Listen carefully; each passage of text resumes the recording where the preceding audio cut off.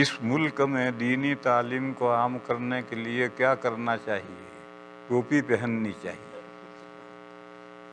اس ملک میں دینی تعلیم کو عام کرنے کے لیے ٹوپی پہنا ہو ہر بچے کو، بغیر ٹوپی کے کوئی مسلمان نہیں رہنا چاہیے۔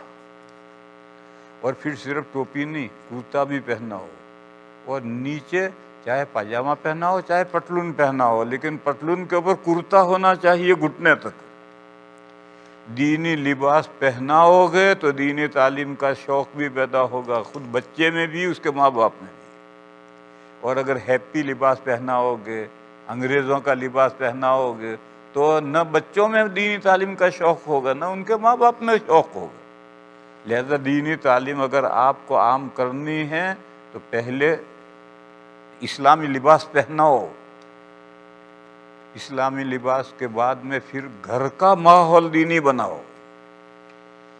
گھر کا ماحول اگر دینی نہیں ہے تو بچوں میں دین حاصل کرنے کا شوق کہاں سے پیدا ہوگا؟ گھر کا ماحول دینی بناؤ۔ اور یہ جو لباس ہے اس سے تو پاپولیشن بڑھتی ہے۔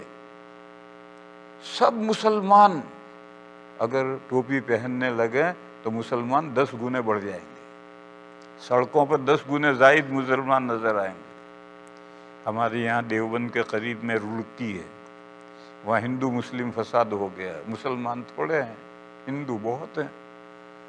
تو مولانا صاحب رات میں سہارنپور گئے اور 5000 ٹوپیاں خرید کر لائے، اور رات میں سب گھروں میں سپلائی کر دی، اور یہ کہا کہ صبح ہر آدمی ٹوپی پہن کر نکلے۔ اب جب صبح سب ٹوپیاں پہن کر نکلے تو ہندو ڈر گیا، سہم گیا کہ رات میں اتنے نئے مسلمان کہاں سے آ گئے، اور فساد دب گیا۔ لہذا میرے بھائیو، یہ تو پاپولیشن بڑھانے کی، دشمن پر دھاک بٹھانے کی ایک ہے طریقہ۔ آج مسلمان کا حال یہ ہے کہ اس کے چہرے پر داڑھی نہیں ہے، نماز پڑھانے کے لیے بھی مصلی پر بغیر داڑھی کے کھڑا ہو جاتا ہے، گویا بغیر داڑھی ہونا کمال ہے۔ اور لباس سر سے پیر تک انگریزی لباس ہے، تو اب وہ مسلمان کہاں سے نظر آئے؟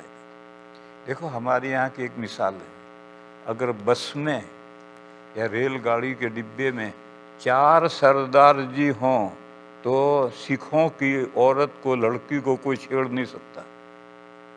وہ 4 سرداری ٹوپا پہنے بیٹھے ہیں، اور اسی بس میں، اسی ڈبے میں 15 مسلمان ہوتے ہیں، اور مسلمان عورت کو چھیڑتا ہے ہندو۔ کیوں؟ وہ 15 بیٹھے ہیں مگر کوئی نظر تو آ نہیں رہا۔